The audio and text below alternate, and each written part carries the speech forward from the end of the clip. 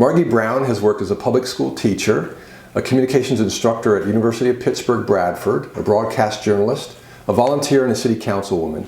She's a Democrat running for the 25th Senatorial District in Pennsylvania.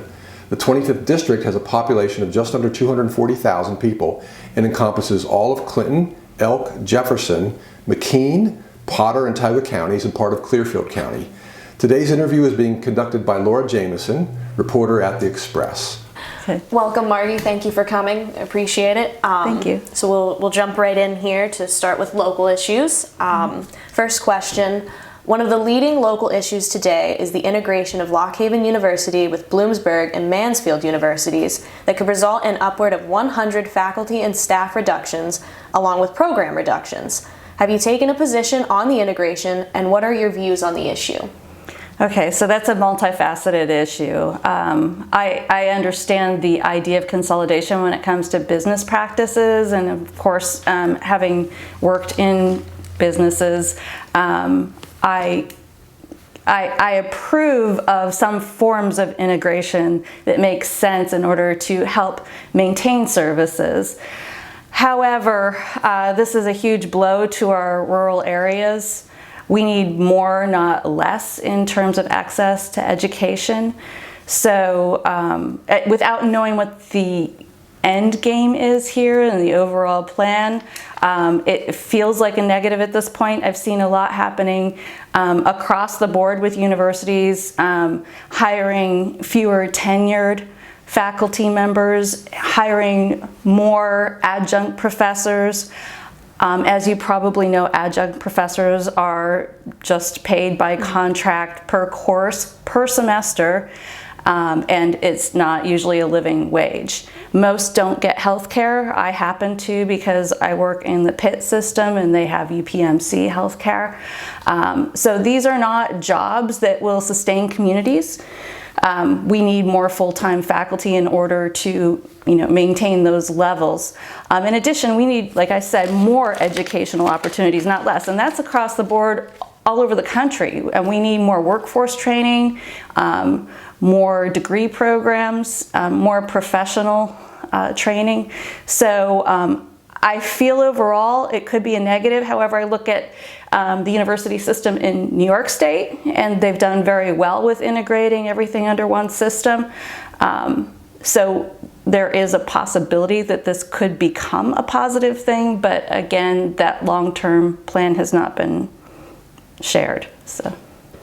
Do you support more funding for Lock Haven University, which saw increased enrollment this fall, and our state-run schools in general? Well, obviously, with increased enrollment, obviously that shows that there is a lot of opportunity there for expansion. It's something to invest in. Mm-hmm. If I didn't already believe that there should be more funding for our educational systems overall, and that includes grade schools, then that would be different. But I actually believe the levels of state funding, which have decreased over the years, need to be restored. And have you talked to any LHU officials to ask what the college's needs are? No, I have talked to a professor up in the Mansfield University. Okay. So I guess I won't say anything more than that because I don't know if that was confidential or not. Okay. So what was the rest of the question? I'm sorry, I was focusing on the Lock Haven part of it. It's pretty much, have you talked to any LHU officials to ask what the college needs are? No, I have not yet. Do you support competitive state grants to organizations and institutions for betterment projects as a means of providing taxpayers with a return on their state tax dollars? Oh, absolutely. Our rural areas are shrinking and aging, and we do have some interest in people moving back, but we need all of the opportunities, and that's going to mean that we need that return on our tax dollars that we have spent and our investments over time for generations often in our rural areas. So we need to improve our infrastructure. It has been neglected, and the level of state funding has decreased over time across the board. Clinton County is seeing stagnant and in some cases decreasing population. What would you do to attract more people here, especially now amid this work from home trend? So I was just listening to a rural podcast on the way here, and so many of my concerns are echoed. And I listened to a couple of other podcasts with people running in rural areas across the country, and it's the same across the board. People cannot choose to live in places where they cannot receive health care. Especially there are so many people that have pre-existing conditions, not meaning that they are unable to work. They absolutely are able to work, but they have to be able to access rural health care. Where I used to live in McKean County, they closed their maternity ward. And now people have to drive across the border into New York State in order to give birth or even receive a lot of the care that they may need. That means that fewer people are likely to locate. So we need those funding levels for rural health care restored, along with some other reforms that are going to be needed at the federal level to make health care more accessible and affordable. We absolutely, positively need broadband everywhere and cellular access. I used to take it for granted that everybody had high-speed internet because I did, but just a mile or two out of town where I used to live, my daughter located there, and she could not get. She tried, she could not get high-speed internet.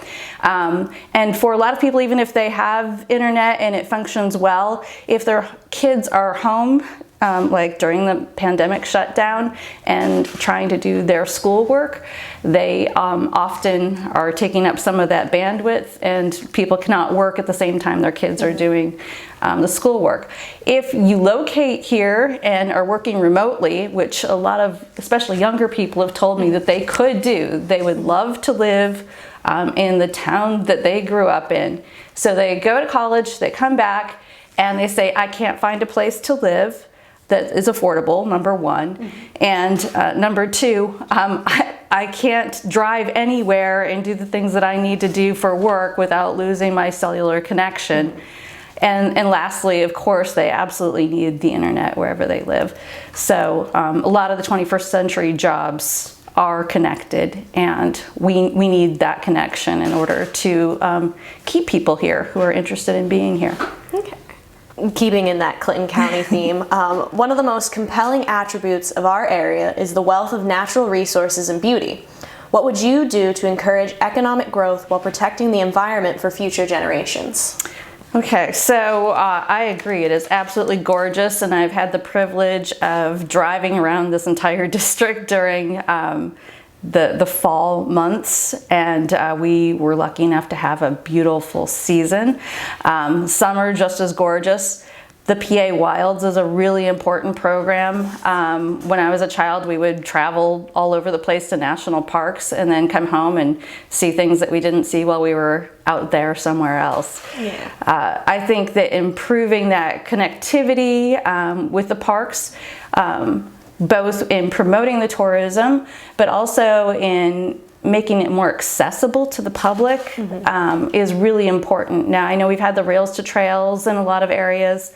I know that we need access for all-terrain vehicles. This is something that is really important to businesses throughout our area, and we have enough forested areas where we can have both just walking trails and also all-terrain vehicle trails, which are absolutely necessary for some people. They can't really experience the wilderness without some motorized vehicle. So, but that would be important to businesses. In addition, I am in favor of legalizing marijuana. It has been a boon to Colorado and other areas that have legalized it. And actually that would help taxpayers a great deal, bring some money back into our rural areas. Really, usually people want both. But my first reason, though, is decriminalizing marijuana. It's destroyed so many people's lives, and in my time teaching both in the public schools and at the university, I've seen it like really harm a lot of people to have that made illegal. It's too detrimental for what the offense is. So decriminalizing is important, and if you're going to decriminalize it, you know, we should legalize it and tax it. In the age of Amazon, not only is Main Street suffering throughout our royal towns, but now too our malls are closing. As local commerce struggles, what steps would you take to bring life back to our empty storefronts? Well, there are some things at the federal level I can't affect, but I really do think that the antitrust laws should be enforced. It has been unfair competition. These are monopolies, and they're like mega monopolies now. They were monopolies 10, 20 years ago. Now it's worse. Of course, when Walmart moves in, and I'm not trying to pick on Walmart, but just as an example, other stores close. Well, those were good paying jobs. It increased, not just our real estate tax base, but also, permanent jobs for families, which is another problem we have in the rural areas, is if we don't consider everybody an essential worker in our community, basically, that we're going to lose people who actually will buy homes here. So that's really important. So beyond that, beyond the antitrust laws, which I don't really have any influence over as a state legislator, could you repeat the question? That's okay. that I had some more thoughts about it. I know. That's all right. It's, as local commerce struggles, what steps would you take to bring life back to our empty storefronts? Yeah, well, that's a huge part of it. I really think that just helping to promote our rural areas with the PA Wilds would be a huge step in the right direction. I believe there should be an earned income tax credit, as we can't affect things on a higher level. That would be something that would be helpful to rural communities. And that would definitely be helpful to people who own small businesses. Are there any other local issues that are near and dear to your heart that you would like to discuss? Healthcare was a big one. Broadband was another. Just having lived mostly my entire life in this area, and I realized that when I talk about Clinton County, I kind of talk about the entire district and not just Clinton County, but it really is so similar. We had all of these wonderful things in our rural communities. I'll go back 50 years ago. We didn't have a problem with healthcare. It was not hard to provide. It's not just because we're so remote. We're not so far into Appalachia that we're inaccessible. It's just that we've decreased the amount that we're getting back. We're not getting our fair share back from the state or the federal government. We have so many acres of forested lands. We're not getting the money that we need from the state because that is real estate that we don't get taxes from. Healthcare, I was delivered in a rural hospital, and my grandfather actually is the person who delivered me. He took care of he delivered a whole generation in Potter County. He took care of them. That wasn't the only thing he did. And I saw that year after year, and it wasn't until the 90s when our healthcare really started to degenerate in the rural areas. And now the helicopter comes back and forth over my house all of the time. It used to be only when there were, terrible car accidents that a helicopter would come in for the trauma that they couldn't handle at a local hospital. Most things should be accessible. Our way of life is worth preserving. And there is no reason that we can't have the same levels of funding and the same quality of life that we did 50 years ago. I mean, it's ridiculous. We've gone backwards. We should be moving forward in terms of education, in terms of healthcare, in terms of connectivity. These are all things that are entirely possible just based on history. Now moving on to more COVID-19 related topics. Do you practice safety protocols to protect others and yourself from COVID-19? Absolutely. I think it's extremely important. I believe in science. I realize it's difficult to find the information these days because there is so much coming at people from different directions, sometimes from sources that used to be trustworthy and no longer are. I try to share that information with people, but everybody has their own prism. wearing a mask absolutely does help to mitigate the spread of COVID. We're going to see this continue to increase in the rural areas, but to some degree, because this has become politicized and there are people who actually don't believe in the threat of COVID. They don't believe that it's worse than the flu, even though I would struggle to think of the flu causing 4 deaths in one home. Somehow the reality isn't connecting here. And we are not going to achieve herd immunity by just exposing everyone. This is not that kind of virus. So I try to share that information. Some people are just really resistant to that idea because they've decided who they should believe is someone else. And what are your views on Governor Wolf's restrictions on businesses and organizations to slow the spread of COVID? This is really controversial as well, and I can understand why to some degree, but I think that he has done a really good job of making sure that we do not have the levels of infection and fatality that other places have. That's the bottom line. We were a little frustrated in the rural areas because of specific questions that we had about what we could tell people in our communities about reopening, and I know it's impossible to demand a timeline, but we couldn't get the communication that we needed. Not that he wasn't communicating with the public, it's just that in our area, specifically where I live right now in Elk County, we just didn't have that kind of infection rate. I realize hindsight is 20/20, and now we know if you just wear your mask and you wash your hands and you avoid, like dense indoor gatherings and things like that, that you could be safe, but that wasn't completely known at the time. So those are criticisms that come from my community, so I'm sharing that. And the other is that Walmart and Lowe's and the big box stores that we talked about earlier were favored over small businesses in terms of being allowed to open when they were. Do you agree or disagree with your opponent regarding his vote to impeach the governor? And please explain why. Well, yes.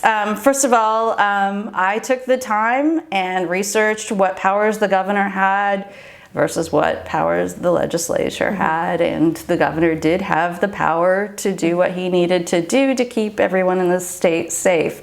Again, as things were not fully known at the time, it was important that he do what he did. It was interesting that that action came as we were already reopening, so it seemed like a bit of grandstanding to me. I remember very clearly that we were within a week or two of being in the reopening stages when this all occurred. So it was already planned, it was already moving forward. I think there are a lot of things that could be done by the legislature that would waste taxpayers' time and money. People don't necessarily think of the time the legislature spends as being money, but it is, and the actions that are taken. So he also tried to impeach our Supreme Court justices. There have been a couple of things that they were never going to fly. It was a lot of grandstanding. Moving on to more election-related topics, do you support mail-in ballots for those who fear COVID and prefer not to vote in person? Absolutely, and I believe that it is safe to mail your ballot in.